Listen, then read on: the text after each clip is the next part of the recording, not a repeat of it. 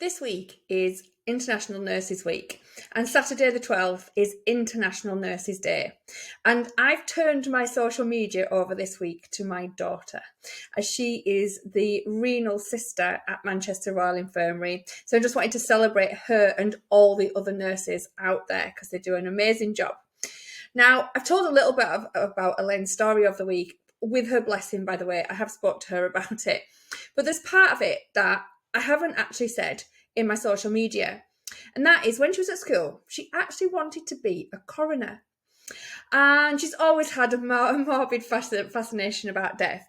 But she understood as a teenager that to be a coroner, she had a long educational journey in front of her. But her first step was to get to sixth form. And her teacher actually said that she wouldn't be able to go to sixth form, but she wasn't intelligent enough, for his exact words. And me being me, I literally stormed up to that school and said, "You're not dictating what my daughter can and cannot do. It's her decision what she does with her life." And in the end, they relented. Now, in her first year, she really, really did struggle. We now know that it was because of her dyslexia, which she found out she had when she was 21, and nobody in her school had picked that up. But we talked about it, and she said, "Mum, I'm really, really struggling, but I still want to go into this industry. What do we do?" So we actually looked for different ways for her to get an entry into the health world. And we found a vocational diploma where she actually went in and did practical. And that's where she excelled. She excels practically. I mean, she is an absolutely brilliant nurse. And the feedback that she always got from her placements when she went to uni, I knew she was going to be brilliant at what she wanted to do. But my point is, she didn't give up.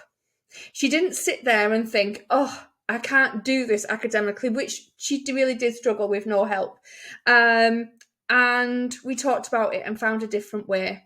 So sometimes when you're sat there and you're thinking, "Oh, this is too hard, I can't do it," do you look at the alternative ways to do what you need to do to achieve your goals, your aspirations, to make your business grow? There isn't only one way.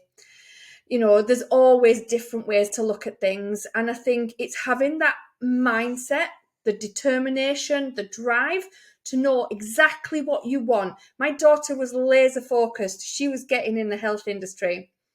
I will tell you a really funny story, because when she went to do her nursing degree, she still wanted to be a coroner at this time.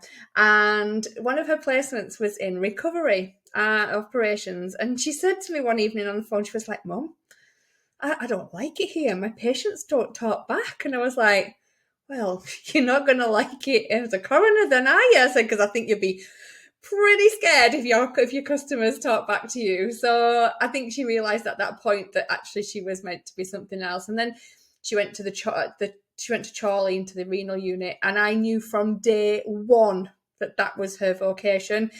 What I didn't know about blood donorship, kidney donorship, everything about her job when she was learning on that unit, I said to her at the end, I said, "You really enjoyed that, don't you?" And yeah, she did.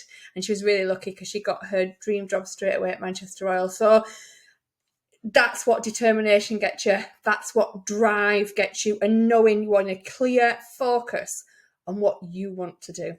So yeah, if you're really struggling, look for an alternative.